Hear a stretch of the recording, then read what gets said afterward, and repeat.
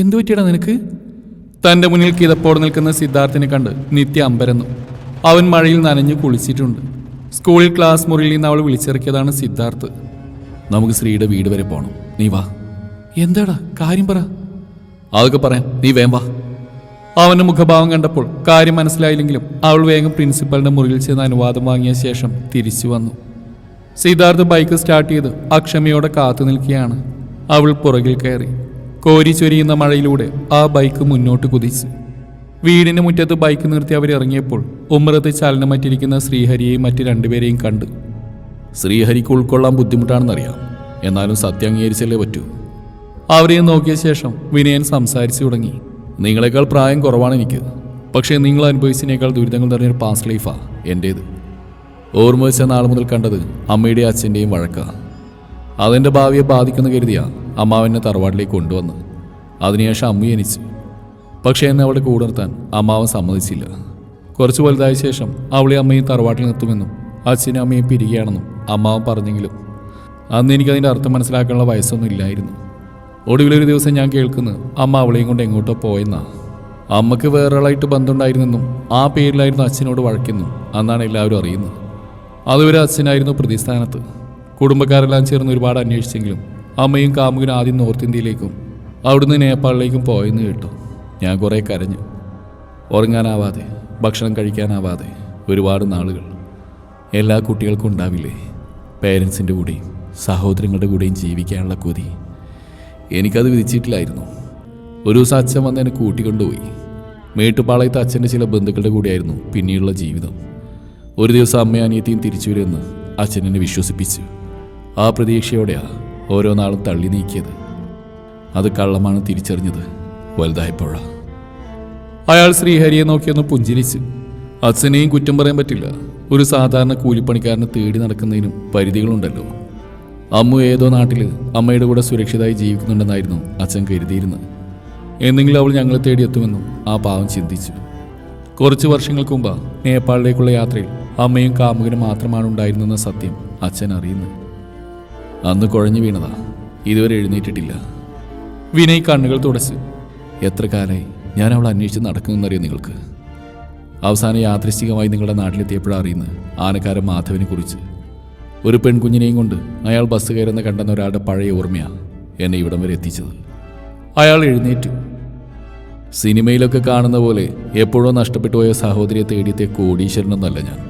നിങ്ങളെപ്പോലെ ഒരു സാധാരണക്കാരനാ. മേട്ടുപാളയത്ത് ഒരു പച്ചക്കറി കട നടത്തുക. പിന്നെ വൈഫ് ഒരു നഴ്സറി സ്കൂൾ ടീച്ചറാ. ഒരു മിഡിൽ ക്ലാസ് ഫാമിലി. തനിക്കിപ്പോൾ എന്താ വേണ്ടത്? സിദ്ധാർത്ഥ് ഈർഷ്യയോടെ ചോദിച്ചു. വിനയൻ അവനെ നോക്കി. നിങ്ങളാരാ? സിദ്ധാർത്ഥ് ഇവൻ്റെ ഫ്രണ്ടാ. ആ മനസ്സിലായി, വേണുമാഷിൻ്റെ മകൻ. നിങ്ങളുടെ വീട്ടിലേക്കാ ഞങ്ങൾ ആദ്യം പോയത്. അതറിഞ്ഞുകൊണ്ടാണല്ലോ ഞാൻ വന്നേ. പറ, എന്താ നിങ്ങളുടെ ഉദ്ദേശം? വേറൊന്നുമല്ല, എൻ്റെ അമ്മുവിൻ്റെ അച്ഛൻ വയ്യാതെ കിടക്കുന്നുണ്ട്. കണ്ണടയും മുമ്പ് അദ്ദേഹത്തിന് അമ്മുവിനെ കാണണം. ഇനിയുള്ള കാലെങ്കിലും അവളുടെ കൂടെ ജീവിക്കണം, അത്രയേ ഉള്ളൂ. നടക്കില്ല. സിദ്ധാർത്ഥിന്റെ ശബ്ദം ഉറച്ചതായിരുന്നു. അത് പറയേണ്ടത് താങ്കളല്ലല്ലോ മിസ്റ്റർ സിദ്ധാർത്ഥ്. ഞാൻ അമ്മു ജോലി ചെയ്യുന്ന ഹോസ്പിറ്റലിൽ പോയി അവളോട് സംസാരിച്ചിരുന്നു. ഭൂമിയെ വിറപ്പിച്ചുകൊണ്ട് ഒരു ഇടിയൊച്ച മുഴങ്ങി. നിത്യ ശ്രീഹരിയെ നോക്കി. അവൻ സകലതും നഷ്ടപ്പെട്ടവനെ പോലെ ഇരിക്കുകയാണ്. ഏട്ടനോട് ആലോചിച്ചിട്ട് വിളിക്കാമെന്ന് പറഞ്ഞ് അവളെൻ്റെ നമ്പർ വാങ്ങി. പക്ഷെ അതുവരെ കാത്തിരിക്കാൻ എനിക്ക് ക്ഷമയില്ല. അതാ ഇവിടേക്ക് വന്നത്. വിനയ് ശ്രീഹരിയുടെ ഇരുകൈകളും കൂട്ടിപ്പിടിച്ചു. ഒരു കുറവും വരുത്താതെ ഇത്രയും കാലം അവളെ സംരക്ഷിച്ചതിൽ നന്ദിയുണ്ട്. അതിലുപരി ബഹുമാനമുണ്ട്. ബലം പ്രയോഗിച്ച് തട്ടിയെടുക്കാനൊന്നും വന്നല്ല ഞാൻ. കാലിൽ വീണ് അപേക്ഷിക്കാൻ. അവളെ എനിക്ക് വേണം. പറ്റില്ലെന്ന് പറയരുത്. നിങ്ങൾ നിർബന്ധിച്ച അമ്മു വരും. കാരണം അവൾക്ക് നിങ്ങളോടുള്ള സ്നേഹം ആ സംസാരത്തിൽ നിന്ന് തന്നെ എനിക്ക് മനസ്സിലായത്. പ്ലീസ്. അവൻ്റെ ശബ്ദം നേർത്തു. ശ്രീഹരിയുടെ കണ്ണുകൾ നിറഞ്ഞു തുളുമ്പുന്നുണ്ടായിരുന്നു. പെട്ടെന്ന് വേണ്ട. അടുത്ത മാസം അമ്മുവിൻ്റെ പിറന്നാളല്ലേ. അത് ഞങ്ങളുടെ കൂടെ ആഘോഷിക്കണം. അതിനുള്ളിൽ അവളെ സമ്മതിപ്പിച്ചാൽ മതി. നിങ്ങളുടെ സന്തോഷം തള്ളിക്കെടുത്താവുന്ന ക്രൂരനായിട്ട് എന്നെ കാണരുത്, ശപിക്കരുത്. അവനൊരു വിസിറ്റിംഗ് കാർഡ് ശ്രീഹരിയുടെ കയ്യിൽ വെച്ച് കൊടുത്തു. എൻ്റെ നമ്പരാ. ഒരു വിളിക്ക് വേണ്ടി ഞാൻ കാത്തിരിക്കും. നിരാശനാക്കരുത്. കൈകൂപ്പി ശ്രീഹരിയെയും സിദ്ധാർത്ഥിനെയും നിത്യയും തൊഴുത ശേഷം വിനയൻ പുറത്തിറങ്ങി കാറിന് നേരെ നടന്നു. പോട്ടെ എന്ന അർത്ഥത്തിൽ തലയാട്ടിയ ശേഷം അഞ്ജലിയോ അയാൾ അനുഗമിച്ചു. മഴയിലൂടെ ആ കാറ് ദൂരേക്ക് മറഞ്ഞു. നിന്റെ അണ്ണാക്കിലെന്താ കുരുവാണോ? സിദ്ധാർത്ഥ അലറുന്ന പോലെ ചോദിച്ചു. പറ്റില്ലെന്ന് തുറന്നു പറഞ്ഞിട്ടുണ്ടായിരുന്നോ? എങ്ങുന്നോ വലിഞ്ഞേറിയെന്നോ ഒരുത്തിനെ വർത്താനം കേട്ട് അടങ്ങിയിരിക്കാൻ നിനക്കൊക്കെ എങ്ങനെ കഴിയുന്നടാ? നീ വളർത്തുന്ന പട്ടിയെ പൂച്ചയൊന്നുമല്ല അവൻ തരാൻ ആവശ്യപ്പെട്ട്. നിന്റെ പെങ്ങളെയാ. ശ്രീഹരി ഒന്നും മിണ്ടിയില്ല. പ്രായപൂർത്തിയായ പെണ്ണാവള്, അങ്ങനെ പിടിച്ചുകൊണ്ടാനൊന്നും പറ്റില്ല. നിന്നെ വിട്ട് അവള് പോകുകയില്ല. പക്ഷെ ഇത്രയും വർഷമില്ലാത്ത പുതിയൊരു ഏട്ടനും കുടുംബം പൊട്ടിമുളച്ച് ഈ ഉമ്മറത്ത് കയറി വന്നിട്ടും ഒരു വാക്ക് പോലും മിണ്ടാതിരിക്കാൻ നിനക്ക് എങ്ങനെ കഴിഞ്ഞു? അതോ നിനക്ക് അവിടെ ഒരു ബാധ്യതയായോ? സിത്തു, നിത്യ ശബ്ദമുയർത്തി. വാക്കുകൾ സൂക്ഷിച്ച് ഉപയോഗിക്കണം. ഓ, ഞാൻ പറയുന്നതാണ് ഒരു തെറ്റ്. നീയും കണ്ടതല്ലേ ഇതല്ല. പറ്റില്ലെന്ന് ഇവനങ്ങ് പറഞ്ഞെന്തായിരുന്നു? ഇന്ന് ഏട്ടൻ വന്നു, നാളെ അച്ഛൻ, അതിനുശേഷം കുടുംബക്കാർ എല്ലാവരും വരും. അവളെ കൊണ്ടുപോകും. അന്ന് ഇവന് ഇതേ ഇരിപ്പിരിക്കും. പിന്നെ ഞാൻ എന്ത് ചെയ്യാനാണ്? ശ്രീഹരി ദയനീയമായി അവരെ നോക്കി. വന്നത് മറ്റാരുമല്ല, അവളുടെ സ്വന്തം ചോരയാ. ഞാൻ അവളുടെ ആരാ? ഉപേക്ഷിക്കപ്പെട്ട ഒരു കുഞ്ഞിനെ വളർത്തി. അതിനേക്കാൾ എത്രയോ വലുതല്ലടാ രക്തബന്ധം. എന്നിട്ട് ഈ ബന്ധുക്കൾ ഇത്രയും കാലം എവിടെയായിരുന്നു? നഷ്ടപ്പെട്ട ഒരു പെൺകുഞ്ഞിനെയാ. പത്രത്തിൽ ഒരു പരസ്യ പോലീസ് കംപ്ലൈന്റ് കൊടുത്തോ? അതിന്റെ കാരണം അവർ പറഞ്ഞല്ലോ സിത്തു. അമ്മയുടെ കൂടെ ഉണ്ടായിരുന്നെന്നാ കരുതിയത്. അത് നേപ്പാളിൽ. പിന്നെ എങ്ങനെ അന്വേഷിച്ചു പോവും? കോപ്പ, ഈ കള്ളക്കഥയും വിശ്വസിച്ച് അവളെ പറഞ്ഞേക്കാനാണ് ഭാവി. നീ വിവരറിയും. നീ വന്നേ. നിത്യ സിദ്ധാർത്ഥിനെ പിടിച്ചു വലിച്ച് ബൈക്കിനടുത്തേക്ക് കൊണ്ടുപോയി. സിധു, അവനാകെ തകർന്നിരിക്കുക. നീ കൂടി കുറ്റപ്പെടുത്തല്ലേ പ്ലീസ്. എടി നമ്മുടെ മാളു. ദേഷ്യം കൊണ്ടും സങ്കടം കൊണ്ടും സിദ്ധാർത്ഥിന്റെ വാക്കുകൾ മുറിഞ്ഞ്. ഒന്നും സംഭവിക്കില്ല, നീ ഇപ്പൊ പോ. മാളു വിളിച്ച് ഇതിനെക്കുറിച്ചൊന്നും ചോദിക്കേണ്ട. ആദ്യം എന്താ ചെയ്യേണ്ടെന്ന് ആലോചിക്കട്ടെ. സിദ്ധാർത്ഥ് തലയാട്ടി. പിന്നെ ശ്രീഹരിയെ രൂക്ഷമായി നോക്കിയ ശേഷം ബൈക്ക് സ്റ്റാർട്ട് ചെയ്തു. ഒരിരമ്പലോടെ ബൈക്ക് റോഡിലേക്ക് കുതിച്ചു. നിത്യവേഗം ഉമ്മറത്ത് കയറി കസേര ശ്രീഹരിയുടെ അടുത്തേക്ക് നീക്കിയിട്ടിരുന്നു. പിന്നെ അവനെ തൻ്റെ നെഞ്ചിലേക്ക് ചായച്ചു. ഡ്രസ്സ് നനഞ്ഞതായിരുന്നിട്ടും അവൻ്റെ കണ്ണുനീരിൻ്റെ ചൂട് തൻ്റെ മാറിൽ പടരുന്നതായി നിത്യ അറിഞ്ഞു. എൻ്റെ കുഞ്ഞ്, അവളെനിക്ക് നഷ്ടാവൂടി. ആ ചോദ്യം കേട്ടപ്പോൾ നിത്യയുടെ നെഞ്ച് പിടഞ്ഞു. അവൾ അവൻ്റെ മുടിയിലൂടെ പതിയെ വിരലോടിച്ചുകൊണ്ടിരുന്നു. ആ സങ്കടത്തിൽ പങ്കുചേരുന്നത് പോലെ മഴ വീണ്ടും ശക്തമായി പെയ്യാൻ തുടങ്ങി. നീ കിടന്നില്ലടാ? സിദ്ധാർത്ഥിന്റെ ചോദ്യം കേട്ടാണ് ശ്രീഹരി ചിന്തകളിൽ നിന്ന് ഞെട്ടിയുണർന്ന്. മണിക്കൂറുകളായി ഉമ്മറത്തെ കസേരയിൽ പഴയ കാര്യങ്ങൾ ആലോചിച്ചിരിക്കുകയായിരുന്നവൻ. ഇല്ല, നീ ഷോപ്പിൽ നിന്ന് വരുന്നാണോ? കുറച്ചേരം രണ്ടുപേരൊന്നും സംസാരിച്ചില്ല. ഇരുട്ടിൽ ഇടതടവില്ലാതെ ചീവീടുകളുടെ ശബ്ദം മുഴങ്ങുന്നുണ്ടായിരുന്നു. 2 ദിവസമായില്ലേ അവൻ മാളുവിനെ അന്വേഷിച്ച് ഇവിടെ വന്നിട്ട്? അതിനുശേഷം വിളിക്കുകയോ മറ്റോ ചെയ്തോ? ശ്രീഹരി ഇല്ലെന്ന് തലയാട്ടി. അവള് നാളെ എത്തില്ലേ? ശ്രീ, നീ വിഷമിക്കണ്ട, എല്ലാം ശരിയാവും. ആ, ആവണേന്നാ എൻ്റെ പ്രാർത്ഥന. പിന്നെയും മൗനം. അന്ന് ദേഷ്യം കൊണ്ട് ഞാൻ എന്തൊക്കെയോ പറഞ്ഞു. എന്നോട് ദേഷ്യമുണ്ടോ നിനക്ക്? സിധു, ഞാനൊരു കാര്യം ചോദിച്ചാൽ നീ സത്യം പറയോ? എന്താടാ? നിനക്ക് കുഞ്ഞുവിനോട് വേറെന്തെങ്കിലും ഇഷ്ടമുണ്ടോ? സിദ്ധാർത്ഥിന്റെ മുഖം വിളറി. എന്നെക്കാൾ കരുതലാ അവിടെ ഓരോ കാര്യത്തിലും നിനക്ക്. അവളെൻ്റെ അനിയത്തിയല്ല എന്നറിഞ്ഞ ദിവസം മുതൽ ഈ നാട്ടിൽ ചിലരെങ്കിലും വേണ്ടാത്ത പറഞ്ഞിടന്നിട്ടുണ്ട്. ശാന്തമ്മ ചേച്ചിയെ നീ തെറി വിളിച്ച് ഇതേപോലെ അപവാദം പറഞ്ഞതിനാണെന്ന് ഞാൻ അറിഞ്ഞു. അതുപോലെ മീൻകാര ഹംസയെ തല്ലിയതും ഈ കാരണം കൊണ്ടാണ്. നിന്നെ പേടിച്ച ഒരാൾ പോലും അവളെ എന്നെ ഒരു നോട്ടം കൊണ്ടുപോലും പരിഹസിക്കാറില്ല. പക്ഷേ കൂട്ടുകാരൻ്റെ ഒരു അനിയത്തിയുള്ള സ്നേഹത്തിലുപരി ഒരിഷ്ടം നിന്റെ മനസ്സിലുണ്ടെന്ന് ഞാൻ അറിഞ്ഞില്ലായിരുന്നു. വേണുമാഷ് പറയുന്നവരെ. സിദ്ധാർത്ഥ് ഞെട്ടി അവനെ നോക്കി. അച്ഛനോ? അതെ, കുഞ്ഞുവിനെ നിന്റെ വീട്ടിലേക്ക് അയക്കുമെന്ന് മാഷി ചോദിച്ചു. കുറച്ചു ദിവസം മുമ്പാ. അവൾക്ക് നിന്നെ ഇഷ്ടമാണെന്നാ മാഷി പറഞ്ഞു. സിദ്ധാർത്ഥ് നാവിറങ്ങിപ്പോയതുപോലെ ഇരുന്നു. ചെറുപ്പം തൊട്ട് നമ്മൾ 4 പേരും ഒരുമിച്ചല്ലായിരുന്നു സിദ്ധു. നിങ്ങളറിയാത്ത എന്തെങ്കിലും രഹസ്യം എനിക്കുണ്ടായിരുന്നോടാ. പക്ഷേ നിത്യയ്ക്ക് എൻ്റെ കൂടെ ജീവിക്കാൻ ആഗ്രഹമുണ്ടെന്ന് നീ പറഞ്ഞിട്ടാണ് ഞാൻ അറിഞ്ഞത്. നിനക്കും കുഞ്ഞുവിനും പരസ്പരം ഇഷ്ടമാണെന്ന് ഞാൻ അറിയാൻ വേണുമാഷി വേണ്ടി വന്നു. നീ പറഞ്ഞു വരുന്നെന്താ ശ്രീ? ഞങ്ങളെല്ലാം നിന്നെ പറ്റിക്കുകയായിരുന്നു എന്നാണോ? സിദ്ധാർത്ഥ ദേഷ്യത്തോടെ അവനെ നോക്കി. എടാ, അനിയത്തിയുള്ള സ്നേഹവും വാത്സല്യം കാരണം നിത്യയുടെ മനസ്സ് കാണാൻ നിനക്ക് കഴിയാത്തത് ഞങ്ങളുടെ തെറ്റല്ല. പിന്നെ എൻ്റെ കാര്യം, എനിക്ക് മാളുവിന് ഇഷ്ടം തന്നെയാണ്. എന്ന് വെച്ച് നിന്നെ വഞ്ചിക്കാൻ ഞാൻ നിന്നിട്ടില്ല. നിന്നോടിത് പറയാനൊരു ചമ്മൽ. അതുകൊണ്ടാ നിത്യയോട് പറഞ്ഞു. അവൾ അച്ഛൻ്റെ അടുത്ത് കാര്യം അവതരിപ്പിച്ചു എന്ന് മാത്രം. പക്ഷെ മാളുവിനോട് ഇതൊന്നും പറഞ്ഞിട്ടുകൂടിയില്ല. അവൾക്ക് എന്നെ ഇഷ്ടമാണെന്നത് അച്ഛൻ്റെ തോന്നൽ മാത്രമായിരിക്കാം. ശ്രീഹരി മിണ്ടാതെ കേട്ടിരിക്കുകയാണ്. ശ്രീ, എനിക്ക് നീയാണ് വലുത്. നിന്റെ സമ്മതമില്ലാതെ എനിക്കൊന്നും വേണ്ട. എൻ്റെ സമ്മതത്തിന് ഇനി എന്ത് പ്രസക്തി? അവൾക്ക് വേറെ അവകാശികളുണ്ട്. അവരാ ഇനിയല്ല. എൻ്റെ റോള് കഴിഞ്ഞില്ലേ? ശ്രീഹരിയുടെ ശബ്ദമിടറി. കണ്ണുകൾ നിറഞ്ഞു. കണ്ട് കുതി തീരും മുമ്പേ അമ്മ പോയി. താങ്ങും തണലായി നിന്ന് അച്ഛനും പോയി. അതിനുശേഷം ജീവിക്കാൻ എനിക്കൊരു കാരണമുണ്ടായിരുന്നു, എൻ്റെ അനിയത്തി.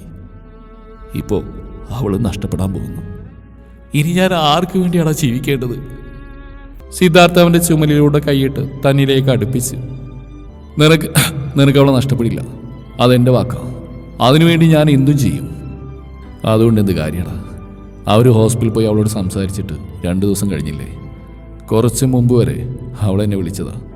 ഒരു വാക്ക് ഇതുവരെ ഇതിനെക്കുറിച്ച് അവൾ മിണ്ടിയിട്ടില്ല. ചിലപ്പോൾ നീട്ടേണ്ട സംസാരിക്കാൻ വേണ്ടിയാണെങ്കിലോ. എന്നാലും നീ ഇന്നൊരു രാത്രി കൂടി ക്ഷമിക്കുക. നാളെ അവളിവിടെ എത്തട്ടെ. വാ കിടക്കാം. ഞാൻ കിടന്നോളാം, നീ പോയിക്കോ. വേണ്ട, ഇന്ന് ഞാൻ നിന്റെ കൂടെയാ. സിദ്ധാർത്ഥ് ബലം പ്രയോഗിച്ച് അവനെ എഴുന്നേൽപ്പിച്ച് അകത്തേക്ക് നടന്നു. ഹോ, ഞാനിവിടെ ഇല്ലാതിരിക്കുമ്പോഴേക്ക് വീടിൻ്റെ കോലം കണ്ടില്ലേ? ഏട്ടന് ഈടായിട്ട് മടി കൂടുന്നുണ്ട്. അലങ്കോലമായി കിടക്കുന്ന ബെഡ്ഷീറ്റും തുണികളെല്ലാം മടക്കി വെച്ചുകൊണ്ട് മാളവിക പറഞ്ഞു. ഒരു പെണ്ണ് വന്ന് കയറാത്തതിൻ്റെ കുറവാ. ഞാൻ വേണുമാശയും കൂട്ടി നിത്യചേച്ചിയുടെ വീട്ടിലേക്ക് ഇത്തവണ എന്തായാലും പോവും. എത്രയും പെട്ടെന്ന് ഒരു തീരുമാനം ഉണ്ടാക്കണം. മേശയിൽ ചാരി നിൽക്കുന്ന ശ്രീഹരി ചിരിച്ചു. ശരിയാ, ഏട്ടൻ്റെ ജീവിതം സെറ്റാക്കിയിട്ട് വേണമല്ലോ എൻ്റെ കുഞ്ഞിന് സ്വന്തം കാര്യം നോക്കാൻ, അല്ലേ? മാളവികയുടെ മുഖഭാവമാർദ്ദവൻ കണ്ടു. ഏട്ടൻ എന്താ പറഞ്ഞേ? അവൾ പതർച്ചയോടെ ചോദിച്ചു. നിന്റെ സ്വന്തം ഏട്ടനും ഏട്ടത്തെയും ഇവിടെ വന്നിരുന്നു, നിന്നെ അവർക്ക് വിട്ടുകൊടുക്കണമെന്ന് അപേക്ഷിക്കാൻ. വേറൊരു കാര്യം കൂടി പറഞ്ഞു. ആദ്യം അവർ നിന്നെ കാണാൻ ഹോസ്പിറ്റലിൽ വന്നിരുന്നു എന്ന്. മാളവിക തലകുനിച്ച് നിൽക്കുകയാണ്. ദിവസവും പലതവണ നമ്മൾ ഫോണിൽ സംസാരിക്കുന്നതല്ലേ? അപ്പം നീയൊന്നും പറഞ്ഞില്ല. അത് പോട്ടെ നോക്കാം. ഇന്ന് നീ ഇവിടെ എത്തിയിട്ട് ഇത്രയും നേരമായി, ഒരക്ഷരം അതേക്കുറിച്ച് മിണ്ടിയോ? ഒന്നും സംഭവിക്കാത്ത പോലെ അഭിനയിക്കാൻ മാത്രം ഞാൻ അന്യനാണ് ഇവിടെ നിനക്ക്. ഏട്ടാ, മാളവിക സങ്കടത്തോടെ വിളിച്ചു. സാരല്ല, അത് വിട്ടേ കുഞ്ഞു. ഞാനൊന്ന് പുറത്തേക്ക് പോവാ, വാതിലകത്തുനിന്ന് കുറ്റിയിട്ടേക്ക്. ഇനി അവിടെ നിന്നാൽ കരഞ്ഞു വന്ന് തോന്നിയതോടെ ശ്രീഹരി അതിവേഗം മുറ്റത്തേക്ക് ഇറങ്ങി. രാത്രി അവൻ തിരിച്ചെത്തിയപ്പോഴും വാതിൽ അടഞ്ഞു തന്നെ കിടക്കുകയായിരുന്നു. പലതവണ തട്ടിയപ്പോൾ മാളവിക വന്ന് വാതിൽ തുറന്നു. അവളുടെ കണ്ണുകൾ കരഞ്ഞ് കലങ്ങിയിരുന്നു. ശ്രീഹരി കയ്യിലെ പ്ലാസ്റ്റിക് കാർ അവൾക്ക് നീട്ടി. ബിരിയാണിയാ, നീ ഇതെടുത്തു നോക്ക്, ഞാൻ കുളിച്ചിട്ട് വരാം. അവൾ തലയാട്ടി. കുളി കഴിഞ്ഞ് ഭക്ഷണം കഴിക്കുമ്പോഴും രണ്ടാളും നിശബ്ദരായിരുന്നു. അങ്ങനെ ഒരു പതിവ് ആ വീട്ടിലില്ലാത്തതാണ്. മാളവിക എത്തിയാൽ ആ ഭാഗത്തുള്ള സകലരും അറിയും. രാത്രി വൈകുവോൾ ഉറക്കെയുള്ള സംസാരവും ചിരികളും മുഴങ്ങിയിരുന്ന സ്ഥലത്താണ് ഇപ്പോൾ ശ്മശാന മൂകത. കഴിച്ചു കഴിഞ്ഞയുടൻ മാളവിയെ ശ്രദ്ധിക്കാതെ അവൻ കൈ കഴുകി ബെഡ്റൂമിൽ ചെന്ന് കിടന്നു. മൊബൈലിൽ നിത്യയുടെയും സിദ്ധാർത്ഥിൻ്റെയും മിസ്ഡ് കോളുകൾ കിടപ്പുണ്ടായിരുന്നു. അവൻ നിത്യയെ തിരിച്ചു വിളിച്ച്. ശ്രീ, നീ അവളോട് സംസാരിച്ചോടാ? നിത്യ ആകാംക്ഷയോടെ ചോദിച്ചു. എന്നിട്ട്? പ്രത്യേകിച്ചൊന്നുമില്ല, നീ അത് വിട്. ഞങ്ങൾ മനഃപൂർവ്വം ഇന്ന് അങ്ങോട്ട് വരാതിരുന്ന് നിങ്ങൾ മനസ്സോളം സംസാരിക്കട്ടെന്ന് കരുതി. ശ്രീഹരി മിണ്ടിയില്ല. എല്ലാം ശരിയാവും. ഇനിയൊന്നും ശരിയാവില്ലെന്ന് എന്നെപ്പോലെ നിനക്കും അറിയാലോടി. പിന്നെ നിന്നെ ഈ ആശ്വസിപ്പിക്കല്ലേ. നീ വെച്ചോ, ഞാനൊന്ന് ഉറങ്ങട്ടെ, നല്ല തലവേദന. അവൻ കോൾ കട്ട് ചെയ്ത് ഫോൺ മേശപ്പുറത്ത് വെച്ച് പിന്നെ കണ്ണടച്ച്. ഏട്ടാ. കുറേ നേരം കഴിഞ്ഞപ്പോൾ ഒരു വിളി കേട്ട് അവൻ കണ്ണു തുറന്ന് നോക്കി. മാളവിക. നീ ഉറങ്ങിയില്ലേ? ഞാൻ ഏട്ടൻ്റെ കൂടെ കിടക്കുന്നത്. ശ്രീഹരി ഒന്ന് ആലോചിച്ച് പിന്നെ ഒരു വശത്തേക്ക് നീങ്ങി. മാളവിക അവൻ്റെ അടുത്ത് കിടന്ന് തല അവൻ്റെ നെഞ്ചിൽ വെച്ച്. പണ്ട് തന്നെ നെഞ്ചിൽ കിടന്നുറങ്ങാൻ വാശി പിടിച്ച് കരയുന്ന കുഞ്ഞിൻ്റെ മുഖം മനസ്സിൽ തെളിഞ്ഞപ്പോൾ ശ്രീഹരിയുടെ ഉള്ളു പിടഞ്ഞു. മനഃപൂർവ്വം പറയാഞ്ഞതാ ഏട്ടാ. ഇതുപോലെ ഏട്ടനെ നെഞ്ചി കിടന്ന് സാവധാനം പറയാമെന്ന് കരുതി. പക്ഷെ അവരിങ്ങോട്ട് വരുമെന്ന് ഞാൻ തീരെ പ്രതീക്ഷിച്ചില്ല. നിനക്ക് കുടുംബക്കാരെയൊക്കെ കാണുന്നുണ്ടോ കുഞ്ഞു? സത്യം പറഞ്ഞാൽ ഏട്ടന് വിഷമാവോ? ഇല്ല, പറഞ്ഞോ.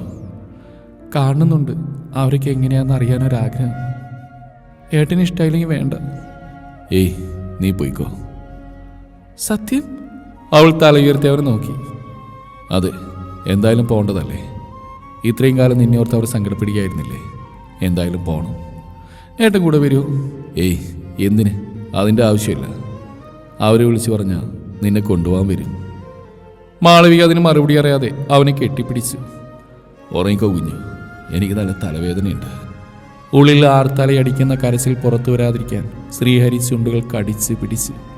നീ കാണിക്കുന്നത് ശരിയാണെന്ന് തോന്നുന്നുണ്ടോ മോനെ? വീണു ക്ഷോഭത്തോടെ ചോദിച്ചു.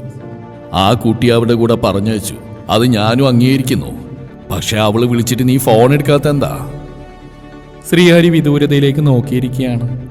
അവന്റെ വീടിന്റെ ഉമ്മറത്തിരിക്കുകയായിരുന്നു വേണുവും മാലതിയും നിത്യയും സിദ്ധാർത്ഥും.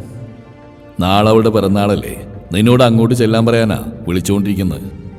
ഞാനെന്തിനു പോകണം മാഷേ? എന്നെ അവൾക്ക് ഇഷ്ടപ്പെടില്ല. ഞാനായിട്ടെന്തിനാ അവരുടെ സന്തോഷങ്ങൾ നശിപ്പിക്കുന്നത്? ഇഷ്ടപ്പെടില്ല നിന്നോട് ആരുടെ പുല്ലെ പറഞ്ഞേ? സിദ്ധാർത്ഥ് ദേഷ്യപ്പെട്ടു. ഇത്രയും കാലം നിന്റെ കൂടെയാ അവൾ പിറന്നാൾ ആഘോഷിച്ച്. ഇത്തവണ അവളുടെ അച്ഛൻ്റെ ഏട്ടനെയും കുടുംബക്കാരനെയും കൂടെ ആഘോഷിക്കുമ്പോഴും നീ വേണമെന്ന് അവൾ ആഗ്രഹിക്കുന്നുണ്ട്. ശരിക്കും നിന്റെ പ്രശ്നം എന്താ? നീ പോവേണ്ടെന്ന് പറഞ്ഞിരുന്നെങ്കിൽ അവൾ പോവായിരുന്നോ? നീ തന്നെ അവരുടെ കുടുംബക്കാരെ വിളിച്ച് സമ്മതം അറിയിച്ചു. മിനിഞ്ഞാന്ന് വൈകിട്ട് ഹോസ്പിറ്റലിൽ നിന്ന് അവരവളെ കൊണ്ടുപോയി.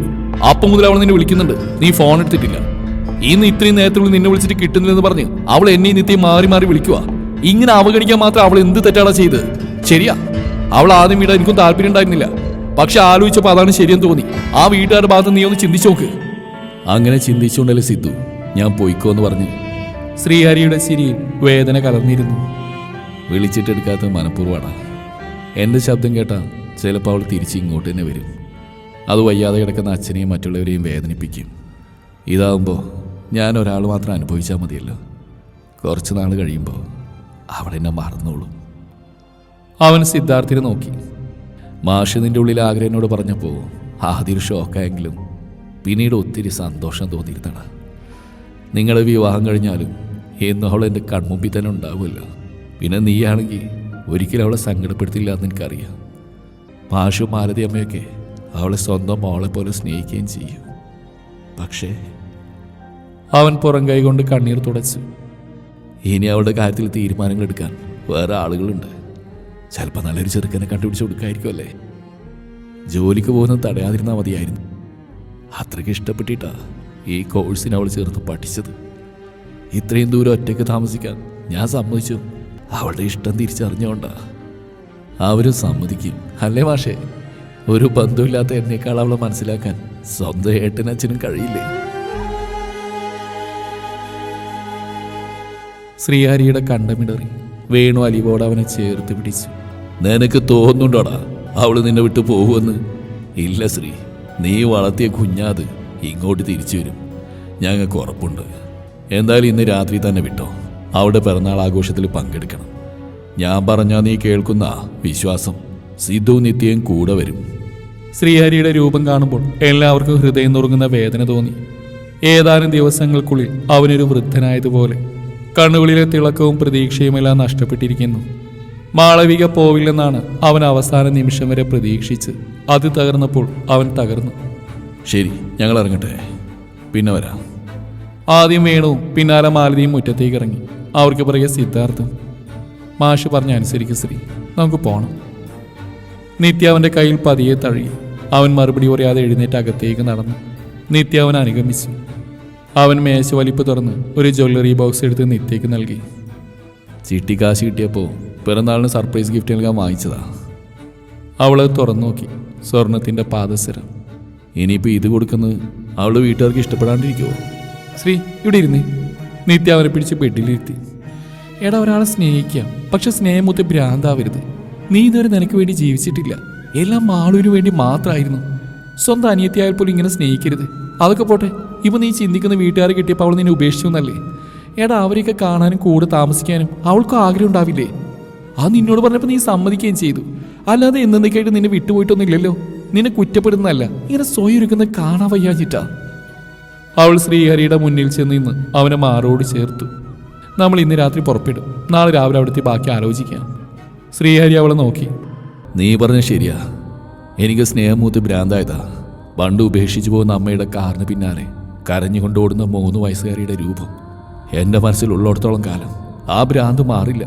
രാത്രികളിൽ ഞെട്ടിയുണർന്ന് പേടിച്ച് കരയുമ്പോൾ ഈ നെഞ്ചിക്കെടുത്തി പതിയെ തട്ടിക്കൊടുത്താൽ മതിയായിരുന്നു അവൾക്ക് ഉറങ്ങാൻ.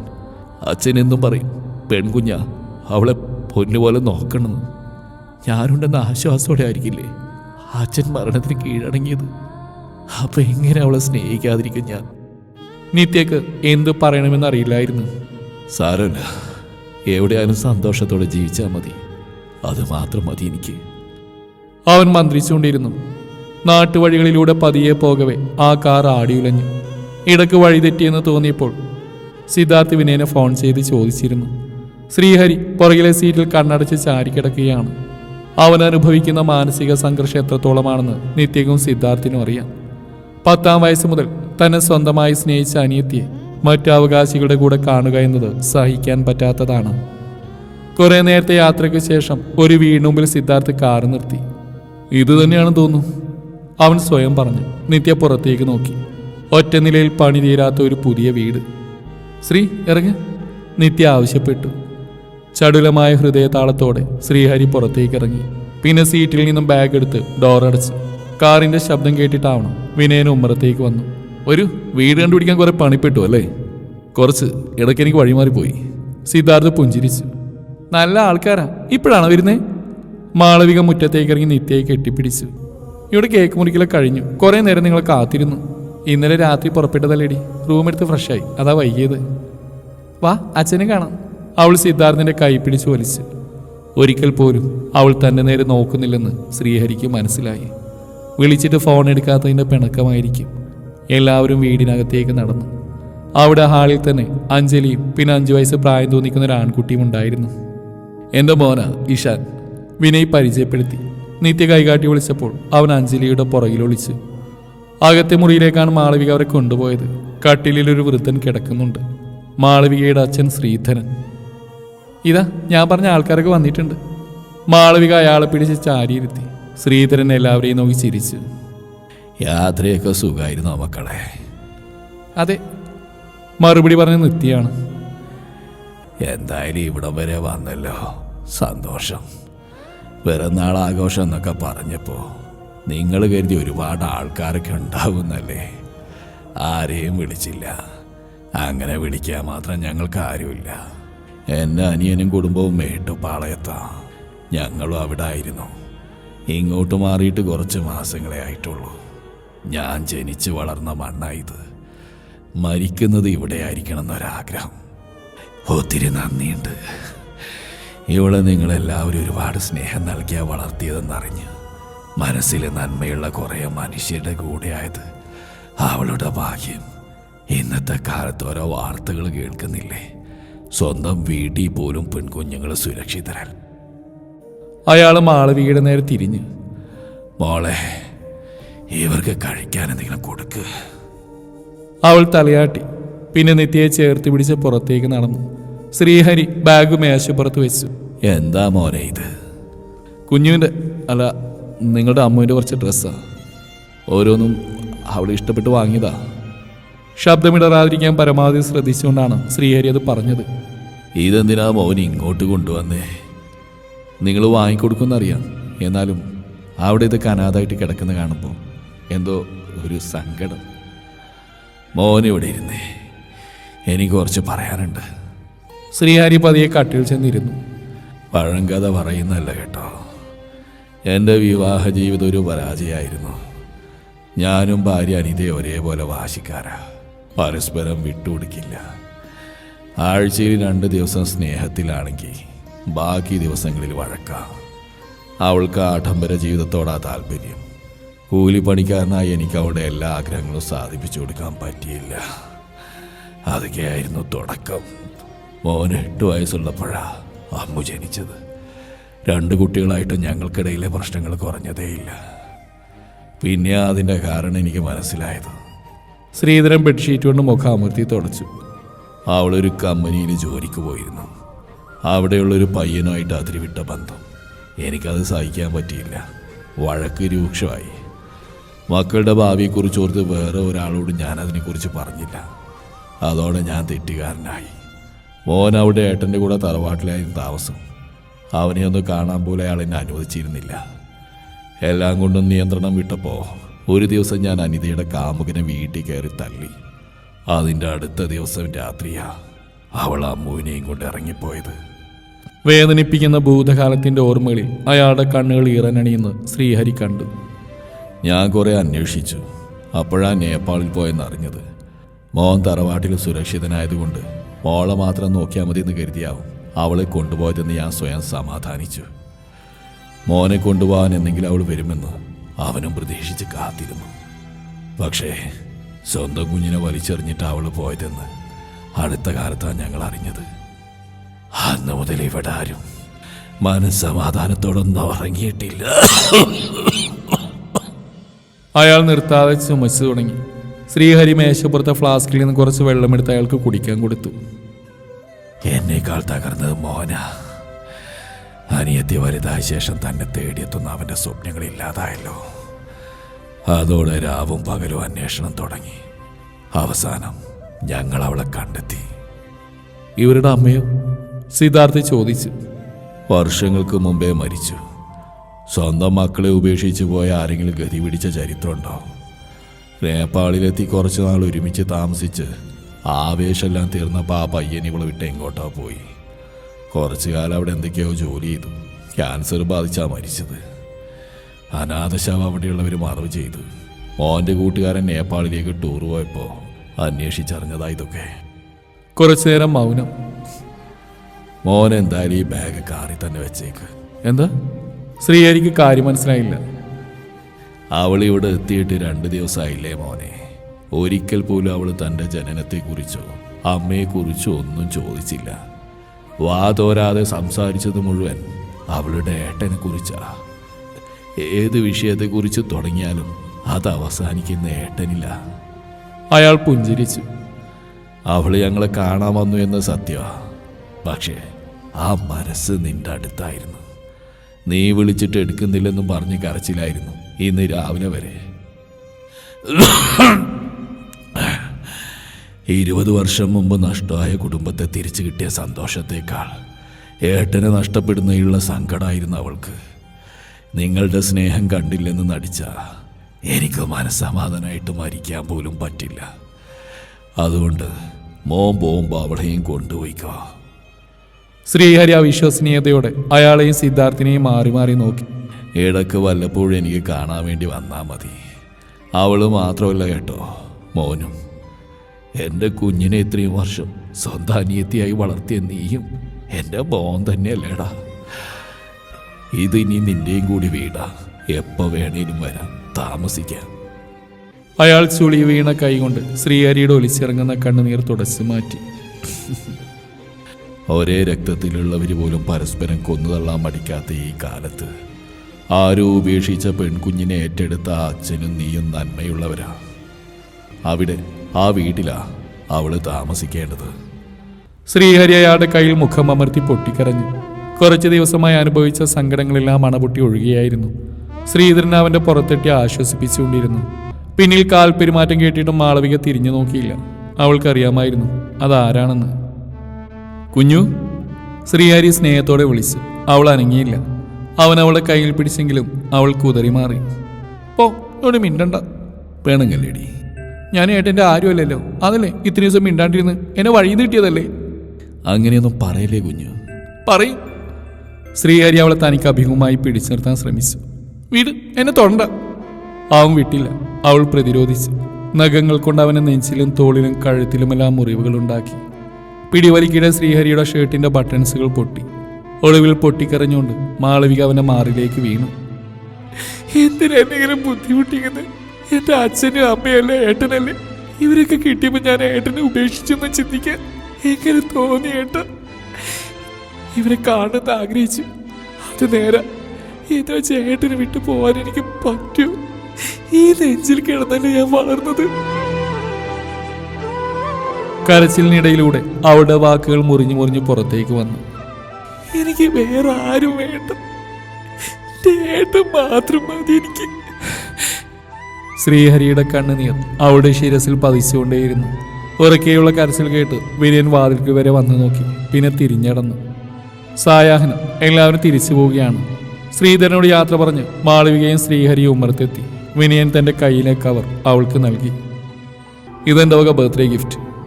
മാളവിക അവനെ കെട്ടിപ്പിടിച്ചു. മോള് ഇടയ്ക്ക് വരണം കേട്ടോ. അവന്റെ ശബ്ദം ഇടറിയിരുന്നു. വരാനോ? അതുപോലെ അച്ഛനെയും കുട്ടി ഏട്ടനും ഏട്ടത്തിയും അങ്ങോട്ടും വരണം. ഞങ്ങളുടെ അമ്പലത്തിൽ ഉത്സവം അടുത്ത ആഴ്ച. കുറച്ച് ദിവസം അവിടെ നിൽക്കണം. അവൻ മാളവികയുടെ നെറുകയിൽ ചുംബിച്ചു. അഞ്ജലിയോട് ഇഷാനോട് യാത്ര പറഞ്ഞ് അവൾ നിത്യയുടെ കൂടെ കാറിൽ കയറി. ശ്രീഹരി വിനയന്റെ കൈ പിടിച്ചു. പോട്ടെ. അവനും തലയാട്ടുക മാത്രം ചെയ്തു. ശ്രീഹരി കാറിൽ കയറി. പതിയെ കാറ് റോഡിലൂടെ മുന്നോട്ട് നീങ്ങി. വിനയൻ അത് നിറകണ്ണുകളോടെ നോക്കി നിന്നു. അഞ്ജലി അവനെ ചേർത്ത് പിടിച്ച്. വിനയേട്ടന് വിഷമമുണ്ടാകുന്നറിയാം, പക്ഷെ ഒന്ന് ഓർത്ത് നോക്കിയേ. 20 വർഷം അനിയത്തെ കാണാതെ നിങ്ങൾ അനുഭവിച്ചതിൻ്റെ 100 ഇരട്ടി വേദനയാവും അവളിവിടെ നിർത്തിയ ആ ഏട്ടനുണ്ടാവാൻ പോകുന്നു. നിങ്ങൾക്ക് ഞാനും മോനും അച്ഛനും ഉണ്ട്. പക്ഷെ ആ മനുഷ്യന് അനിയത്തിയ ലോകം. അവൾക്ക് വേണ്ടി മാത്രമാണ് അദ്ദേഹം ജീവിക്കുന്നത്. ആ സ്നേഹത്തിന് മുമ്പിൽ നമ്മൾ തോറ്റു പോവുകയുള്ളൂ. അത് മനസ്സിലാക്കിയതുകൊണ്ടാണ് അച്ഛൻ അമ്മുവിനെ പോകാൻ അനുവദിച്ച്. അവരൊരുമിച്ച് സന്തോഷത്തോടെ ജീവിക്കട്ടെ വിനയേട്ടാ. വിനയൻ കണ്ണുകൾ തുടച്ചു. അതെ, അവർ ഒരുമിച്ച് തന്നെ ജീവിക്കട്ടെ. തൻ്റെ കൂടപ്പിറപ്പ് ശ്രീഹരിയുടെ കൈകളിൽ സുരക്ഷിതയാണ്. 3 വയസ്സ് മുതൽ അവളുടെ നിഴൽ പോലെ കൂടെയുള്ള ഒരാളെ പിരിച്ചിട്ട് തനിക്കൊന്നും വേണ്ട. കാറ് ദൂരേക്ക് മറയുകയാണ്. ശ്രീഹരിയുടെയും അവൻ്റെ കുഞ്ഞുവിൻ്റെയും മാത്രമായ ലോകത്തിലേക്ക്.